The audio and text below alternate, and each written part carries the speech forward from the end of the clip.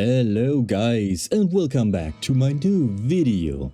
This time we're switching things up again, because instead of brute force, we're going in a bit more subtle. Did you ever fantasize about becoming something your enemies can't even track? A shadow that moves through the woods before anyone realizes what's happening? Striking fast, poisoning everything in your path until your enemies simply collapse without ever touching you? Well then, don't wait any longer, because today I am showing you a Spiritborn. This character is an agile predator, constantly moving, dodging and weaving through enemies while stacking massive amounts of Centipede poison. It's fast, it's deadly, and honestly, half the time things die before we even notice them. In a moment I'm going to show you how to build this setup and how to really make the most out of its potential. As always, I'm not a min-max type of player. I prefer builds that are fun, diverse, and just feel right and good to play, instead of chasing the best build everybody else is running. But this one just feels a little different, more like hunting instead of fighting. This is Nyan, and he has emerged from deep within the woods of Nahantu, always on the lookout for new prey.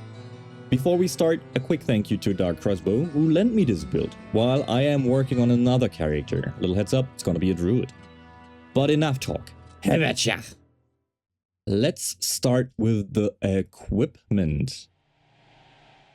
As we have already toxified every content in this season, this is also to be considered an endgame setup, of course. Even though I haven't mastered Paragon levels past 250 yet, still I will give you alternative choices just in case you do not have the mythics. This time it is important to get a lot of poison DOT, because the sicker your prey gets, the faster it dies.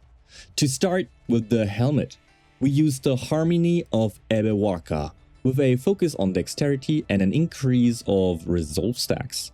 This piece is important because it grants you all the ally skills on a secondary in your spirit hall. Here we also use Yule and Sick runes to cast Concussive Stomp every 4th time we use a cooldown skill. For the chest armor, I have used Tyrials, but you can also use an armor with the Exploiters aspect in order to benefit from longer crowd control times. As gloves, we use the Pestilence aspect for our Pestilent Swarm to be way bigger, better, and more badass. Kudos to Cliffy B. Focus here lies heavily on more damage over time.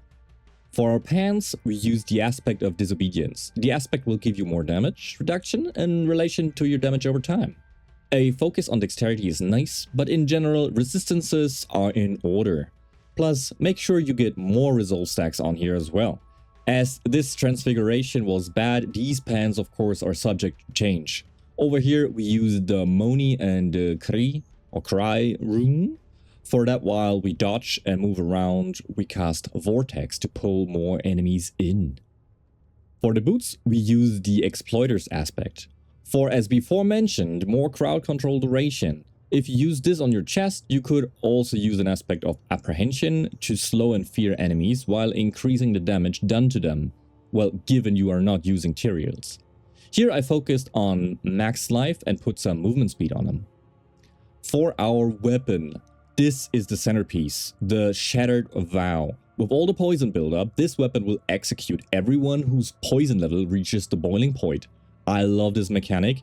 And to be honest with you guys, without this weapon, the build does not really work. For the amulet, we make use of the aspect of Supremacy, which increases our damage for every kill while our ultimate is up. On top, we use the aspect of Kinetic Suppression via the cube to get more resolve stacks, and with that, more damage out of it.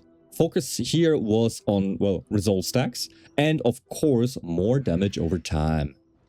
All our jewelry will use diamonds for more resistances in general. You can also vary these with the proper resistances if you feel a heavy luck in one element, for example darkness, fire, poison, or whatever there is. Ring number 1 will be the Ring of Writhing Moon, which drops from Zir. Make sure you get more poison damage and DOT on here. This ring will turn the Pestilent Swarm into an orbit of poison spewing mist around you, and it will decrease Eagle Skill's cooldowns. Our last equipment will be ring number 2, and this will be the aspect of infestation for the Pestilent Swarm to put out even more poison damage. Here as well, focus on damage over time and a better transfiguration than we have over here.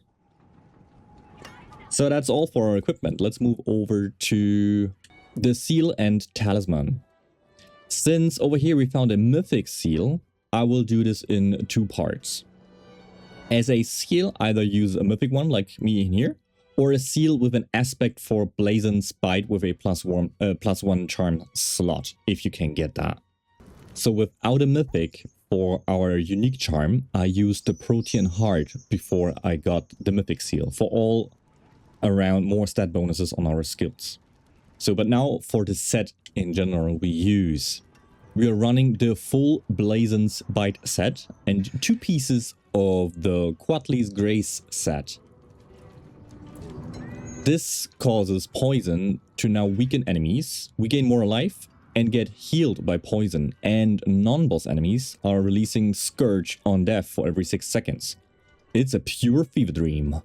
For our Quatli parts, we gain more cooldown and more damage reduction, the more we move around. So let's move on to our Spirit Hole.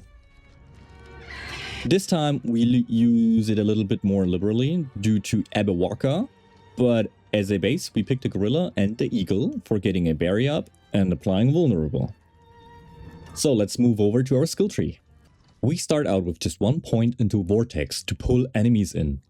We modify it with Knockdown and a 1000-year Storm for more damage and some crowd control. After that, we scale 15 points into Ravage for a nice boost in damage. The modifier here are Flurry of Claws for more cooldown and duration, plus the Ferocity minimum. Next skill will be Toxic Skin. We put 15 points into it to, well, firstly, poison enemies, and secondly, to get unhindered movement. Modifiers here are the Scuttlebug and Healing for more armor cooldown reduction and weakening enemies. The second will be, well, healing as long as we have the skin active. Our next stop will be at Scourge. This here will be one of our main skills, so all points into that. With Weaken, Hive Mind, and Vulnerable, this creates the poison swirl around you.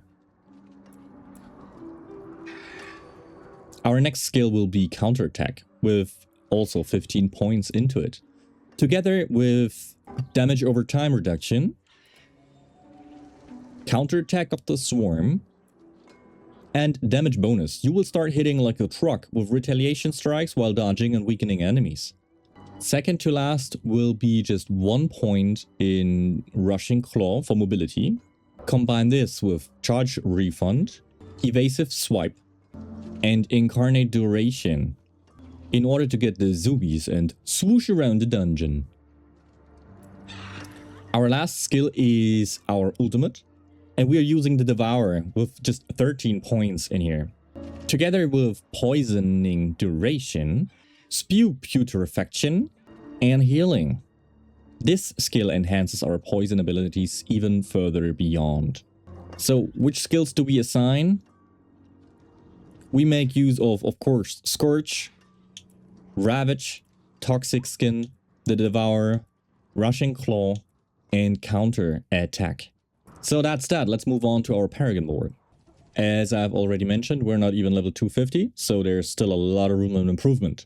And as usual, I focus on damage first, and then I work on survivability. So I kind of always struggle in my mid-game section. Alright, for the starter board, we use the Menagerist Glue for more damage when we use any of our skills. Second board will be up north, and over here we are using the Prodigy's Tempo to increase our skill ranks for consecutive use. I paired this with the Glyph of Consumption for a sweet damage bonus for our swarm usage. After that, we move clockwise to the left into the Convergence board. For more bonus damage, the more elemental bonus we have. Here we make use of the Colossal Glyph. For more damage, the more resolve we have. Proceeding north into the drive board, we get more evade charges the more we move. Combining this with the Canny Glyph, we make sure enemies get even more poison damage. So our last board will be to the right. We use the Viscous Shield for a damage bonus according to our barrier, just for making use of our survivability we have. Our last glyph over here is the Bane Glyph to give a last boost to our poison damage. So that's all for our Paragon board. Let's switch over to our Mercenaries. As a little side note here, we use Rahir and Oldkin, so we have survivability and a bit of a damage boost from Rahir, and of course some crowd control from Oldkin.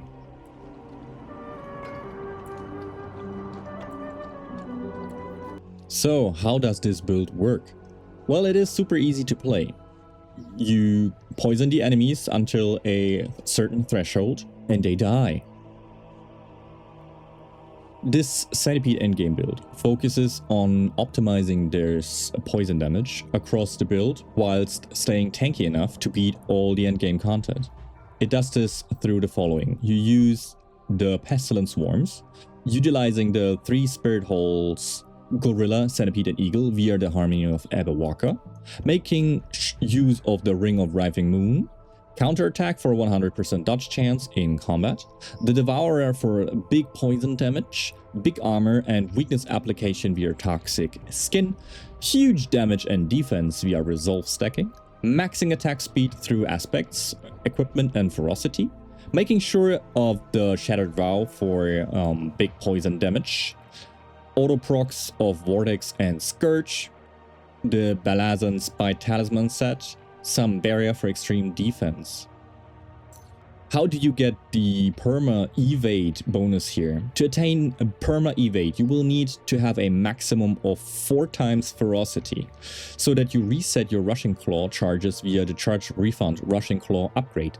This you can see right here, where I just hold the A button and I'm zooming back and forth over the screen.